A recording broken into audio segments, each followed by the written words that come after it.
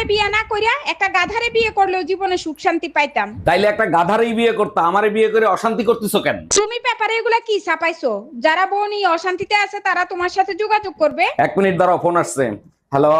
ভাই বউ নিয়া বিরাট অশান্তিতে আছি, এমন পরামর্শ দেন যেন শান্তিতে থাকি। ভাই আপনি এক কাজ করেন, তালাক দিয়ে দেন।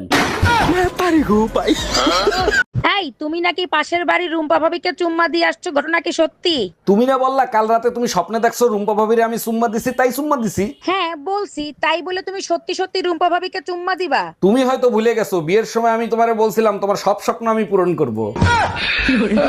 স্যার আমি একটা ব্যাংক অ্যাকাউন্ট খুলবো, আমাকে একটা ব্যাংক অ্যাকাউন্ট খুলে দেন। ভোটার আইডি কার্ড আর জন্ম নিবন্ধন দেন, এক্ষুনি অ্যাকাউন্ট খুলে দিচ্ছি। স্যার ভোটার আইডি কার্ড তো আছে কিন্তু জন্ম নিবন্ধন তো নাই। জন্ম নিবন্ধন ছাড়া অ্যাকাউন্ট খোলা যাবে না, যান আগে জন্ম নিবন্ধন করে আসেন। বিশ্বাস করেন স্যার আমার জন্ম হয়েছে, আর তাও যদি বিশ্বাস না হয় আপনি আমার বাসায় গিয়ে জিজ্ঞেস করেন।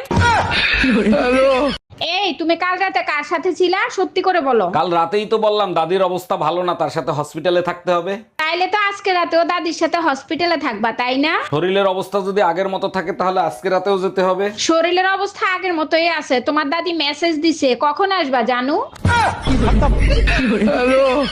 জানো বিয়ের আগে আমার মনটা বিশাল সাগরের মতো ছিল।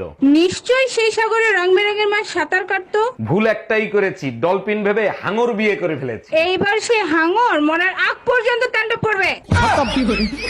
Bye bye, tata. তুমি এত পাগল হইছো কেন পাইয়া আমারে? পাগল তো আমি হই নাই, বিয়ের পরে তুই আমারে পাগল বানাইছস। বাড়াবাড়ি করো যদি থাকবো না ঘরে। তুই একবার যাইয়া দেখ, তোর নামে আমি মসজিদ বানাবো। এই শোনো, আমার তালাক চাই এক্ষুনি। কোনো কাজ নিজে হাতে করবে না, সবকিছু আমাকে করতে হবে। দাঁড়াও এনে দিচ্ছি। যাক, সান এইবার মনে হয় ছুটলো। এই নাও তালা। কি করবা তালা দিয়ে? আমার কপাল যাইতে মারো। কপালে মারলে ব্যথা পাবা না। আচ্ছা ভাবি, নিচে 8-10টা ছেলে মেয়ে দুষ্টুমি করতেছে, ওইগুলো কি সব আপনার ছেলে মেয়ে? অরুণ ভাই সবগুলো আমার ছেলে মেয়ে, কেন আপনার সাথে কোনো বেয়াদবি করছে নাকি? না ভাবি, বিয়াদবি করে নাই। আপনি এই জামানায় 8-10টা ছেলে মেয়ে নিলেন, ভাইরে কিছু বলতে পারলেন না? অরুণ ভাই আপনার ভাইকে অনেকবার বলছি কিন্তু সে তো কানে শুনে না, জন্মগত বয়রা। কোনো খবর রাখো তুমি? তোমার মেয়ে এক্সট্রা ক্লাসের কথা বলে বয়ফ্রেন্ডের সাথে দেখা করতে যায়। বলো কি, তাই নাকি? তা তুমি জানলা কি করে? এই দেখো আবার মেসেজ দিছে। আজকে যেভাবে চুপি চুপি দেখা করছি কালকেও করব। ওর ঠ্যাং ভেঙে হাতে ধরাই দাও। ফোনটা তোমার।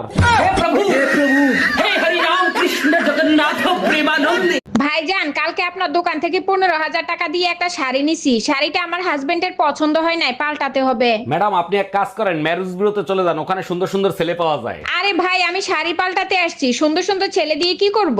আরে ম্যাডাম, আপনি হাজবেন্ড পাল্টাতে পারবেন, শাড়ি পাল্টাতে পারবেন না।